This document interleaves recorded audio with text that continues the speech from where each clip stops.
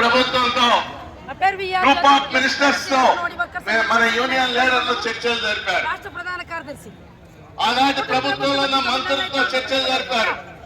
వారు కొన్ని విషయాలు అంగీకరించారు. ప్రభుత్వం అనేది కంటిన్యూస్ ప్రాసెస్. పాత ప్రభుత్వం చేసిన ఒప్పందాలని ఈ ప్రభుత్వం అమలు చేయాల్సినటువంటి అవసరం.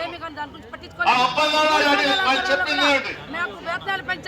జనవరిలో ఈ ఒప్పందం జరిగింది 2024 జనవరిలో. జూలై నాటికి వాళ్ళు చెప్పింది ఆ రోజు బొత్స సత్యనారాయణ మళ్ళీ మేము అధికారంలోకి వస్తాం, ఈ ఒప్పందాన్ని అమలు చేస్తాం, జూలై నాటికి వేతనాన్ని మేము పెంచుతామని కూడా హామీ ఇచ్చారు.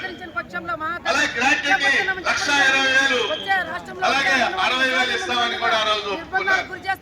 మినీ సెంటర్ని మెయిన్ సెంటర్ చేస్తామని కూడా ఒప్పుకున్నారు. మట్టి ఖర్చులు 20,000 ఇస్తామని కూడా ఆ రోజు ఒప్పందంలో ఒప్పుకున్నారు. ప్రభుత్వం మారింది.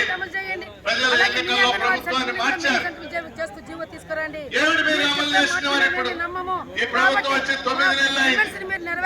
గౌరవ వేతనం పెంచడానికి మా దగ్గర ఎలాంటి ప్రతిపాదనలు లేవని చెప్పేసి